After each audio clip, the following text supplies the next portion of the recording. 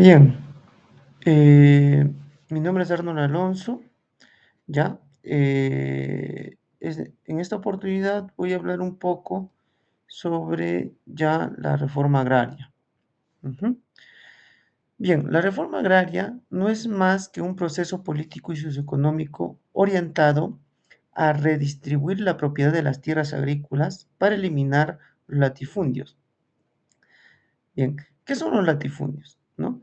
Los latifundios son entendidos en gran medida, es una gran extensión de tierra agrícola que pertenece solo a un solo propietario, ¿no? Por eso se dice que en la reforma agraria se busca ya combatir la desigualdad rural y otorgar derechos de propiedad a los campesinos. Entonces, el 24 de junio de 1969, el general Juan Velasco Alvarado anunció por televisión nacional la transformación más radical en la historia agraria del Perú, donde eh, se promulga el decreto de ley 1771-6, donde dice que el Estado expropia los latifundios y prometía devolver la tierra a quienes lo habían trabajado. Entonces, ¿qué quiere decir esto? Que nosotros le decimos al campesino, oye campesino, el patrón ya no comerá más de tu pobreza. Entonces, ¿eso qué quiere decir? Que prometía devolver las tierras a quienes habían trabajado por generaciones bajo una servidumbre. Entonces, sin embargo, 50 años después, ya, la pregunta persiste. Eh, Nos preguntamos, ¿fue realmente beneficiosa esta reforma? Bueno, en este video yo sostengo una postura matizada, pero clara sobre el tema. Entonces, yo digo que la reforma agraria sí fue beneficiosa, fue muy beneficiosa, fue clave, ¿ya? Fue clave en una dimensión ya social, ya que se rompe una estructura dominante, ¿no? Que humillaba, no solo humillaba, empobrecía al campesino peruano. Sin embargo, fue un fracaso económico que desarticuló la producción agraria sin construir nada viable, ¿no? En su reemplazo. Entonces, por lo tanto, ya presentaré un análisis de esta tesis desde tres dimensiones, ¿ya? Político, económico y, por supuesto, social. Entonces, en la dimensión política, si nos vamos desde este plano político, la reforma fue una medida necesaria en un diagnóstico, pero autoritaria en su ejecución, lo que limitó profundamente ya su alcance transformador, ¿no?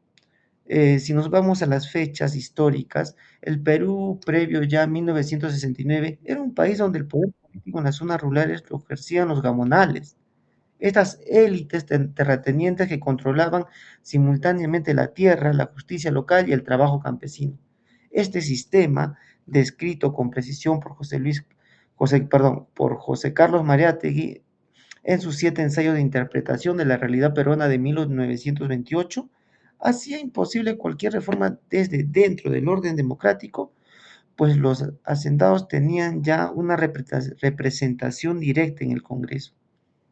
Entonces, en ese sentido, el gobierno militar ya eh, encontró una justificación real para actuar. Sin embargo, el decreto ley, antes mencionado el 1771-6, fue promulgado sin debate parlamentario ni participación campesina.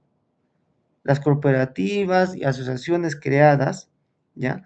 Las CAP y las SAIS, fueron estructuras diseñadas por tecnócratas del Estado, ¿ya? No surgidas desde las comunidades, ¿no?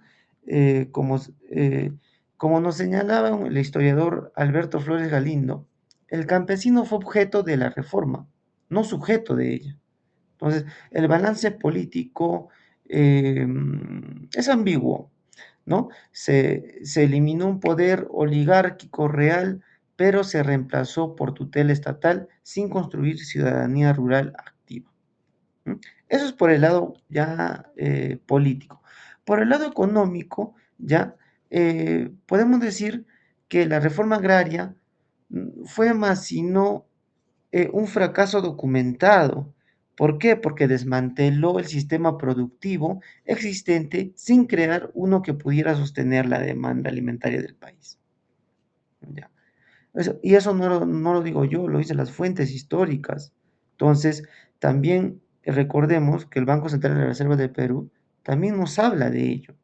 Nos habla de una producción agropecuaria ya per cápita, ¿ya? En la década de 1970, si mal no me equivoco, ¿no? Por otro lado, también podemos decir que el resultado fue una paradoja histórica. La reforma que prometía ser productivo el campo llevó al Perú a depender crecientemente de importaciones de alimentos básicos, como el arroz, el trigo y el maíz, ¿no? Alimentos que nacen, que se crean, que se producen en las tierras peruanas, ¿no? Durante los años 80. Entonces, la reforma no resolvió el problema agrario peruano, en muchos aspectos lo agravó.